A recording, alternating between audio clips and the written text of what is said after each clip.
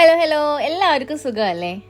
ഇന്ന് നമുക്ക് സിമ്പിളായിട്ട് നല്ല ടേസ്റ്റി ആയിട്ട് സ്ക്വിഡ് റോസ്റ്റ് ഉണ്ടാക്കാം കേട്ടോ. അപ്പോൾ അതിനായിട്ട് ഞാനൊരു മീഡിയം സൈസിലുള്ള ടൊമാറ്റോ, 2 ഗ്രീൻ ചില്ലി, പിന്നെ ഒരു സവാള, കുറച്ച് ഇഞ്ചി, അതിനൊത്ത് വെളുത്തുള്ളി എടുത്ത് വെച്ചിട്ടുണ്ട് കേട്ടോ. ഇത് ഒരുപാട് മസാല ഇല്ലാത്തൊരു റോസ്റ്റാണ്. അഥവാ മസാല ഒരുപാട് വേണമെങ്കിൽ ഈ ഇൻഗ്രീഡിയൻസ് ഒന്നുകൂടെ നിങ്ങൾക്ക് കൂട്ടാം. അതുപോലെ ഇതൊക്കെ അരിഞ്ഞെടുക്കുന്ന സമയത്ത് ചെറുതായിട്ടാണ് അരിഞ്ഞെടുക്കല്. കാരണം എനിക്ക് റോസ്റ്റ് ഉണ്ടാക്കുന്ന സമയത്ത് അതിൽ ഒരുപാട് ഇതൊന്നും ഇൻഗ്രീഡിയൻസ് കടിക്കരുത്. ഇതിൻ്റെ ഫ്ലേവറൊക്കെ നല്ലോണം അലിഞ്ഞ് ചേർന്ന് ആ സ്ക്വിഡിൽ പിടിക്കണം. അപ്പോൾ അതുകൊണ്ട് തന്നെ ഞാൻ ഈ ഒരു ഫോമിലാണ് ഇത് ചെയ്തെടുക്കാറ്. പച്ചമുളക് ഇതേപോലെ അതിൻ്റെ ഇടയിലൊന്ന് കീറി കൊടുത്തിട്ടിടലാണ് പതിവ്. സവാള എങ്ങനെ വേണമെങ്കിലും നിങ്ങൾക്ക് കൊത്തി അരിഞ്ഞിടുകയോ അല്ലെങ്കിൽ നീളത്തിൽ അരിയുകയോ ചെയ്യാം. കാരണം ഇത് റോസ്റ്റ് ചെയ്യണ സമയത്ത് നല്ലോണം അലിഞ്ഞ് ചേരാറുണ്ട് കേട്ടോ. അതേപോലെ തന്നെ തക്കാളി ചെറുതായിട്ട് അരിയാം. പക്ഷെ നീളത്തിൽ ഇങ്ങനെ അരിഞ്ഞിടുകയാണെന്നുണ്ടെങ്കിൽ അത് വെന്ത് വരുന്ന സമയത്ത് നമുക്ക് അതിൻ്റെ ആ സ്കിന്നൊക്കെ ഇങ്ങനെ പറക്കി കളയാം. അത് ദഹിക്കൂലല്ലോ, അപ്പോൾ ഇത് കഴിക്കണ്ട, പറക്കി കളയാൻ എളുപ്പമായിരിക്കും. അപ്പോൾ ഇൻഗ്രീഡിയൻസ് ഒക്കെ റെഡിയായി. അതേപോലെ 1 കിലോത്തിൻ്റെ അടുത്തുള്ള ഒരു 8 എണ്ണം ഉണ്ടായിട്ടുണ്ടാവും സ്ക്വിഡ് ക്ലീൻ ചെയ്ത് എടുത്ത് വെച്ചിട്ടുണ്ട്. അപ്പോൾ ഒരു പാൻ വെച്ചിട്ടുണ്ട്. അതൊന്ന് വെളിച്ചെണ്ണ ആവശ്യത്തിന് ഒഴിച്ചു കൊടുക്കുക. ഒന്ന് ചൂടായി വരുമ്പോൾ നമുക്ക് ഈ ഇൻഗ്രീഡിയൻസ് ഒക്കെ ഒന്ന് ആഡ് ചെയ്ത് കൊടുക്കാം. തക്കാളി ഇപ്പം ആഡ് ചെയ്യണ്ട, ലാസ്റ്റ് ആഡ് ചെയ്താൽ മതി കേട്ടോ. ഇതൊക്കെ ഒന്ന് നല്ലോണം അതിൻ്റെ റോസ് സ്മെല്ലൊക്കെ ഒന്ന് പോയിട്ട് വരട്ടെ.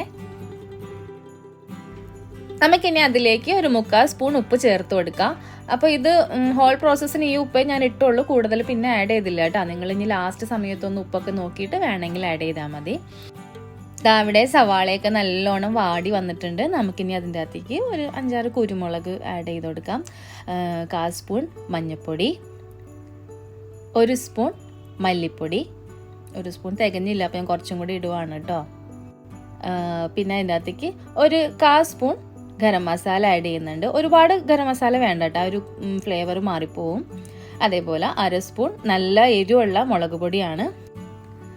ഒപ്പം കുറച്ച് കളറിനായിട്ട് കാശ്മീരി ചില്ലി പൗഡറും ചേർക്കുന്നുണ്ട് കേട്ടോ. അത് ഓപ്ഷണലാണ്, എനിക്ക് കളറിന് വേണ്ടിയിട്ട് ഞാൻ ആഡ് ചെയ്തതാണ്.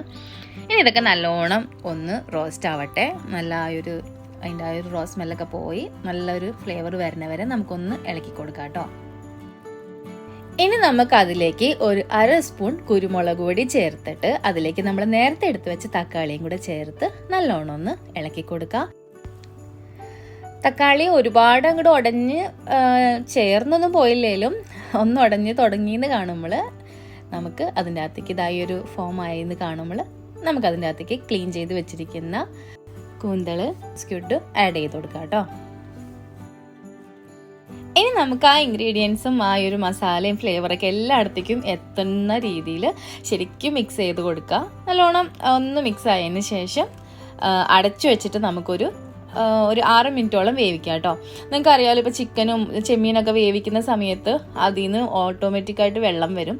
അപ്പോൾ നമ്മളിനി അതിനകത്തേക്ക് വെള്ളമൊന്നും ആഡ് ചെയ്ത് കൊടുക്കണ്ട. അടച്ചു വെച്ചിട്ട് ഞാൻ ഫുൾ ഫ്ലെയിമിൽ തന്നെയാണ് ഇട്ടിരിക്കുന്നത് കേട്ടോ.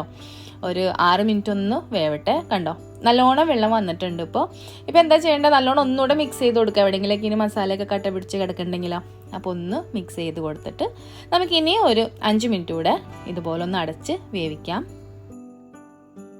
അത് കറക്റ്റായിട്ട് ഇപ്പോൾ കുക്കായിട്ടുണ്ട് കേട്ടോ. ഇനി ഇതിൻ്റെ ആ ഒരു മസാല എത്രത്തോളം നിങ്ങൾക്ക് വേണോ അത്രത്തോളം വറ്റിച്ചെടുക്കാം. ചിലവർക്ക് ആ ഒരു ജ്യൂസി ഫോം ഇഷ്ടമാണെന്നുണ്ടെങ്കിൽ ആ ഒരു ഫോമിൽ തന്നെ സ്റ്റോപ്പ് ചെയ്യാം. അതല്ല കുറച്ച് ഡ്രൈ ഫോം ആണെന്നുണ്ടെങ്കിൽ അതിനനുസരിച്ച് വറ്റിച്ചുകൊണ്ടിരിക്കാം. ഞാൻ നേരത്തെ പറഞ്ഞില്ലേ, ടൊമാറ്റോൻ്റെ ആ ഒരു സ്കിന്നൊക്കെ നമുക്ക് പെട്ടെന്ന് എടുത്ത് കളയാനായിട്ട് പറ്റും ഇതുപോലെ നീളത്തിൽ മുറിച്ചിട്ടാൽ.